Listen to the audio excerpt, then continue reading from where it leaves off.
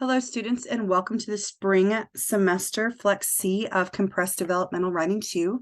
My name is Professor Wood, and I will be your instructor for this course, and I am very glad to have you with me this semester. Just want to go over a couple of things with you for your first video. I'm going to try to post videos every single week, but did want to kind of chat with you about the expectations for the course and what we're going to be doing throughout the course of the next 14 weeks in class. So if you'll just bear with me, I'll be sharing my screen, kind of giving you an introduction to Brightspace, showing you around Brightspace, and talking to you about the expectations of the course. So very excited to start a new term, and I want to make sure we're all on the right foot and make sure that you're familiar with the way the class runs, because different instructors do things in different ways. My major mode of communication is through the Brightspace email, as well as the news column on the Brightspace homepage. So make sure that you have your notifications set up so that you know that I will have posted or sent you an email. If you do not understand how to complete an assignment, please email me, reach out to me. I'm available to meet with you if I need to do a Zoom after hours, or if I need to just chat with you. I do have a full-time job during the day, so the best time to reach me is in the evenings, and I am on campus on Tuesday and Wednesday evenings, and I have office hours, which are posted in my syllabus. But if you have a question, please make sure that you reach out to me. No question is a bad question, and I am the resource for you for this course, so just make sure that you reach out. Make sure you read the syllabus. I publish it as one document. Make sure you read it all. It is flexible. Sometimes I'll change assignments. Sometimes the dates get pushed back, so that does change. Your assignments are listed generally by the week, including your quizzes, but the due dates are, again, like I said, flexible and subject to instructor change based upon how students are performing. Make sure you go through the Get Started in Online Learning process. Check for the syllabus on the content list on the left sidebar. And then there's a lot of material associated with each week, including PowerPoints and videos. Some assignments will be on the Dropbox, others will be on the discussion board. Every week, you'll pretty much have a quiz or an assignment that will close at 11:30 on Sunday nights, not Monday. And there'll definitely be weekly assignments. So please make sure that you are aware of how to do the assignments. If you have questions, please reach out. Plagiarism is not tolerated, so you can't copy and paste things. Like I said, if you email me or set up a Zoom during my office hours, I'll be happy to discuss any situation that you have. The textbook is open access for this course, so it can be found online. If you have purchased the textbook, great. I'm one of those people that has to have a hard copy of the textbook. But if you are a digital person and prefer to use the textbook digitally, then that's also okay as well. Just to make sure that you are aware that it is very important. You have to pass this course in order to move forward and get into ENC 1101, which is my goal. My goal is to make you a better writer. But make sure if you have special circumstances, you communicate with me. Please just let me know. My goal is for you to do really well in an online class. It can be intimidating at first, so please just make sure you reach out if you have questions or are concerned. So I'm going to go ahead and share my screen with you. Let me see if I can, go ahead and share my screen with you, and we'll go ahead and go through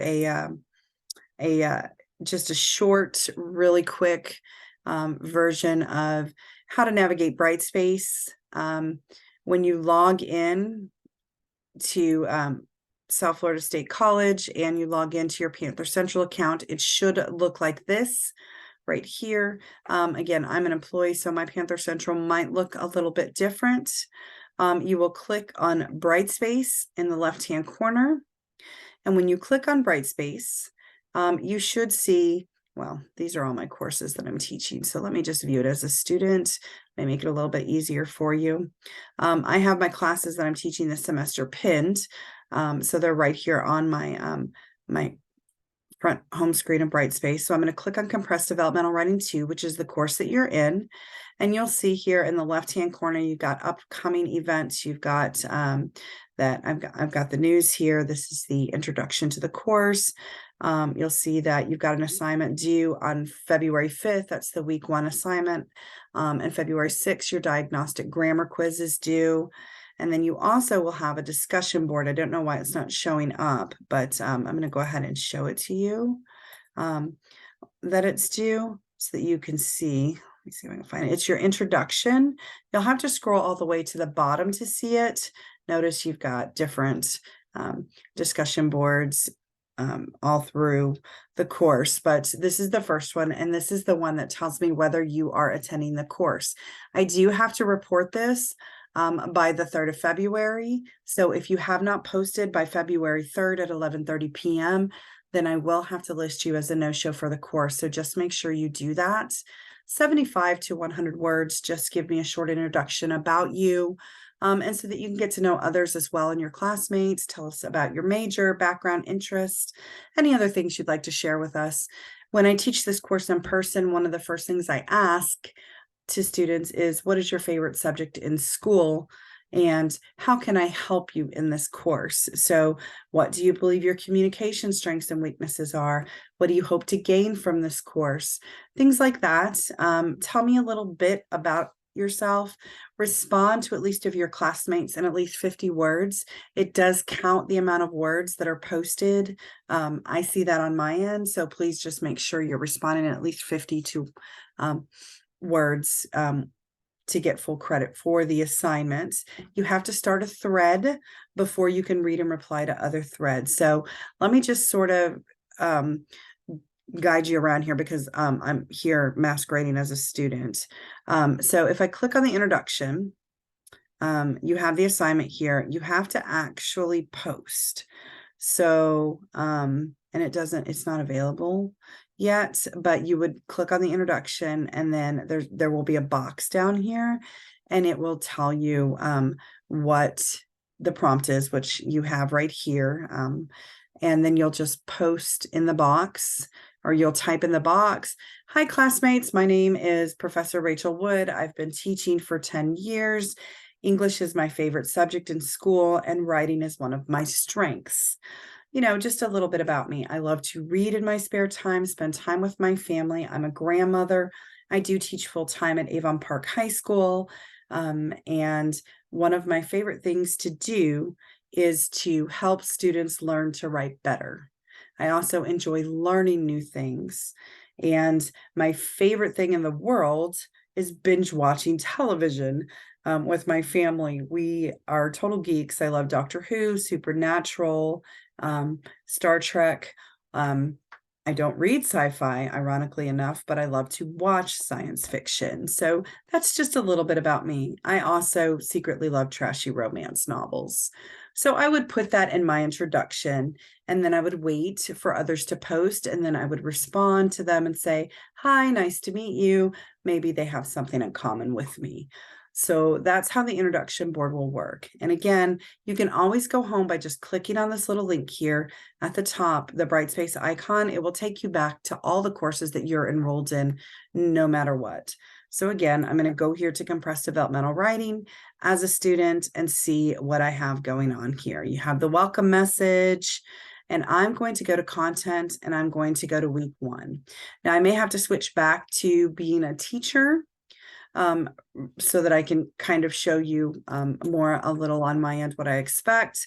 But I have the letter here that I have to you, and I also have the syllabus. You'll need to view the syllabus. It's very important. It will tell you how many topics that you complete. It says I have 50% because I have viewed the letter. And then the syllabus, I have not yet viewed it, so I would click on that so that I could read through it. Then I'm going to click on week 1. I have everything divided by weeks in this course. One of the biggest and most important things about this is not to get intimidated by the amount of things that we have here on the page. So the first one, I just have the assignments that are listed as well as the reading. And then I have a PowerPoint presentation becoming a successful college writer. So this just gives you a background on the writing process, sort of tells you you have the option of downloading it, which I'll go ahead and do, even though I have it on my computer. I'll go ahead and download it and then talk to you about the process of writing and becoming a successful college writer. So the expectation is that you'll view the videos as well as the PowerPoints every week, because they will help you in the course. So this just tells you your learning objectives, what they are for the week, identify strategies for successful writing, demonstrate comprehensive writing skills, and identify writing skills strategies for future classes. So I've gone through and I've given you the steps to the writing process. The first one is pre-writing, which is what your assignment this week involves. You're going to generate ideas to write about and begin developing the ideas. And it's messy. It's not pretty. It's not clean. It is not supposed to be perfect. It's pre-writing. You're not actually writing yet. You're just sort of getting your ideas down. Well, in my case, I like to use pen and paper, but some people like to use the computer. These are different techniques. I pulled some pictures just so you could kind of see Creative Commons licensed pictures of what some people do when they are doing mind maps. So, and that's what your first assignment is going to be, is a mind map. The third process is outlining the structure of ideas. In this step, you'll begin to determine the overall organizational structure of the writing, and you'll create an outline. And then the third one, step 3, is definitely writing the rough draft. I've given you sort of a color-coded example of a narrative rough draft. And then the fourth one is revising. This is the one that scares me as a professor, because even though I love to write, I hate the revising process, because that's when I look to see if I need to reshape the content. Sometimes that will involve making major changes, adding, deleting paragraphs, phrasing the main point differently, expanding on different ideas. And we'll go more into depth into that as we go along in the course. And then editing, my favorite thing to do, I put the editing checklist here. It is in purple. Purple is the color that I typically grade in when I'm hand grading things, because it makes things easier. But once you've edited, then your work is finished. One of the most important things I wanted to talk to you about are common misconceptions about the writing process. The first one is, I don't have to waste time on pre-writing if you understand the assignments. Even if the task is straightforward, it's very important that you take some time to develop your ideas before you try to plunge into that draft. Free writing about the topic is one pre-writing technique that you can try in that situation. Set a timer for 10 minutes and just sit down and write. Most of you have smartwatches or smartphones, and you can do that. It is also important to complete a formal numbered outline for every writing assignments. For some, if you're doing a lengthy research paper, as you will in 1101, then yes, absolutely. However, the writing we'll be doing in this course will be less formal, and you won't be doing much research. You'll do some. I'll give you sort of an introduction to research.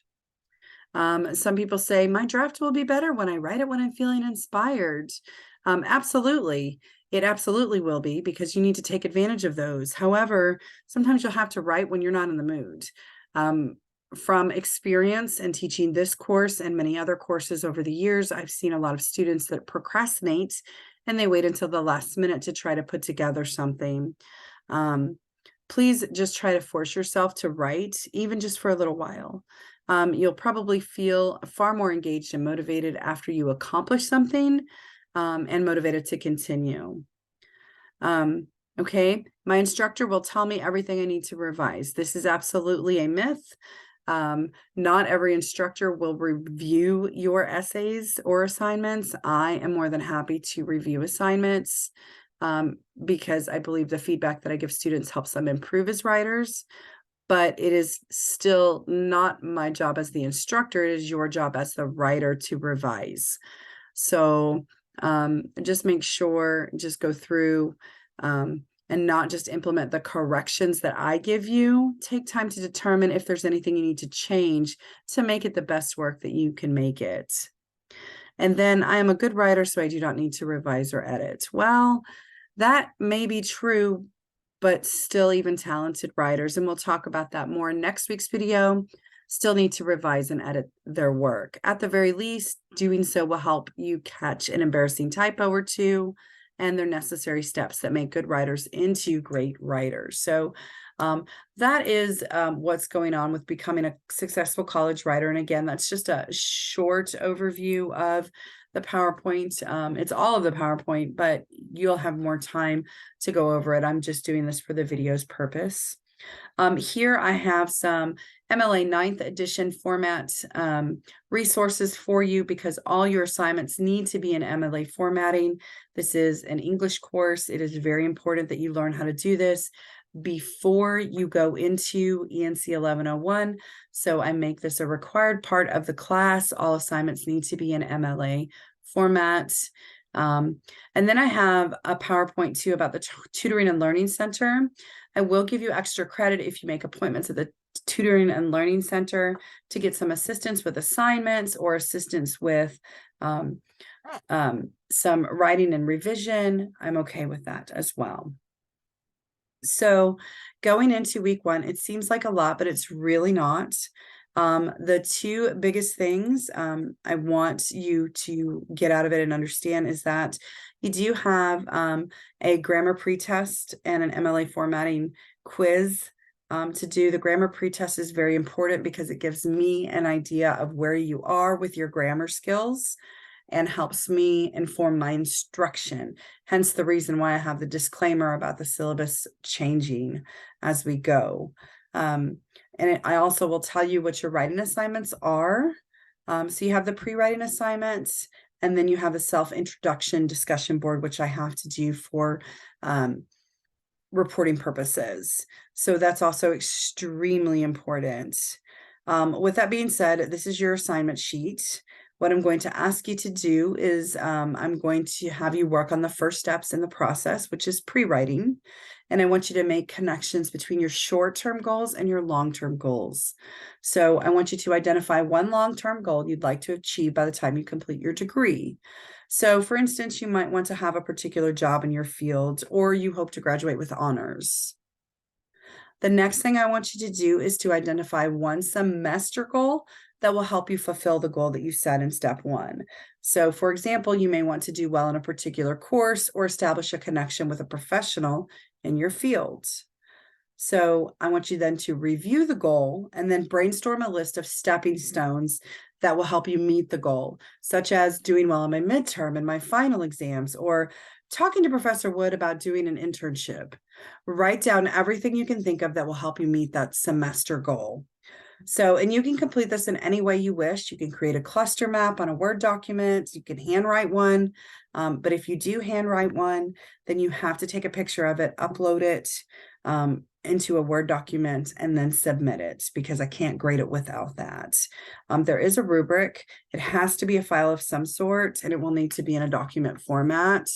But either way, just make sure that it's in a file format that I can grade. So you do have a rubric for it. You'll be able to view the rubric with that as well. So those are your assignments for week one.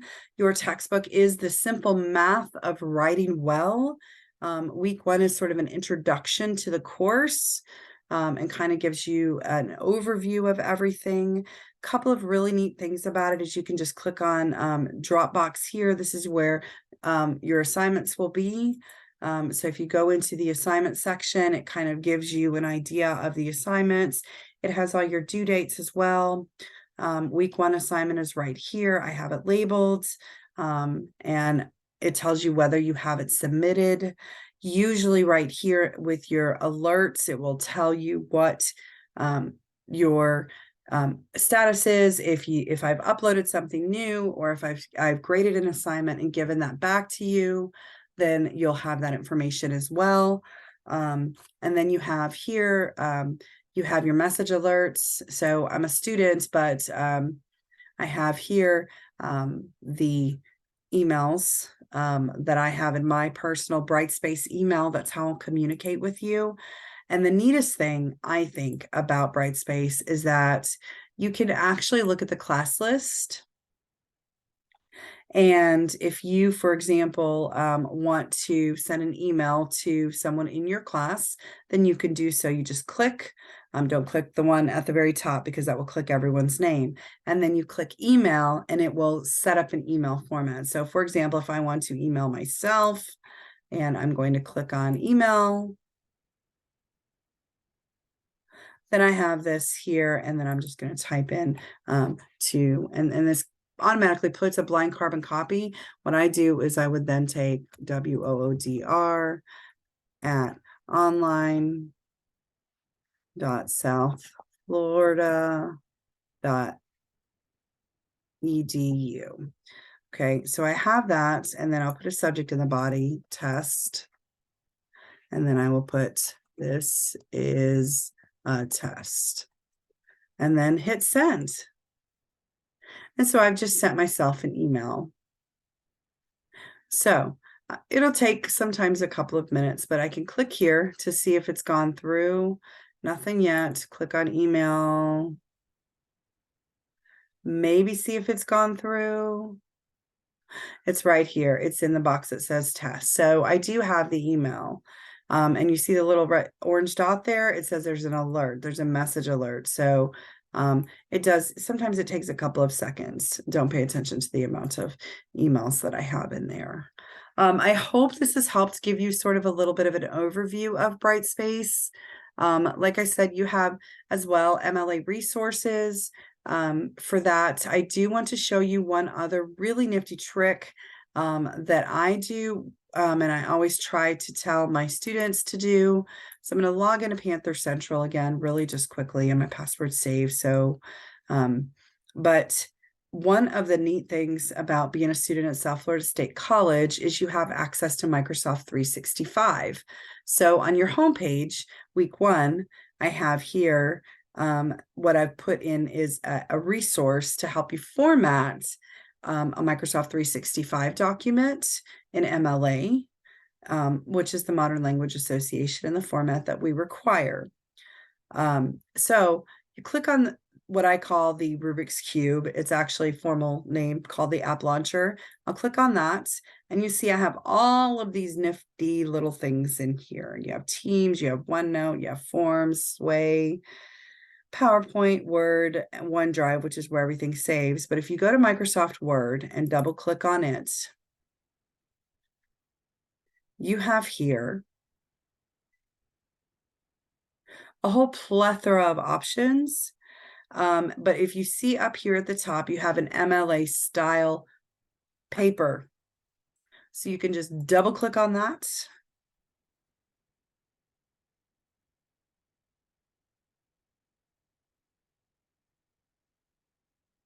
And when you double click on that, everything is in MLA formatting. Now, with that being said, it is going to require you to type in your name, okay?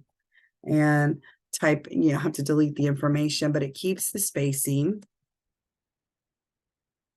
It keeps the information, ENC, sorry, this is, ENC 0026. And then a date, which is always in the British format. So the date, by the time you watch this, it will be the 30th of January, 2023. Now, and that is MLA formatting in a nutshell. It's saved to my OneDrive, so I already have that done. You can always do that. Always, no matter what. You go to Panther Central, you open up Word, and then you click on MLA. So you do have that as well. Also, you've got an editor here on the side that will tell you, give you suggestions for sentence structure, clarity, and spelling, and everything else. It's not perfect by any means, but it does certainly help. So I'm just going to click no thanks here. And there we have it. So I hope this small introductory video has helped you somewhat and helped you see what all is required. And week 1, like I said, it can be a little intimidating, but feel free to reach out to me. As I said before, I do teach full-time during the day, so The best time to reach me is the office hours I have set up from 3:30 until 5 on Monday, Tuesday, and Wednesdays. However, I spend most of my weekends working in the office. So if you need me, you can text me and I will answer. Anyway, I hope this helps. I hope you guys have a fantastic week 1, and please don't hesitate to reach out if you have any questions. Thanks so much and happy first week. Welcome to the course. I'm looking forward to having you in the course.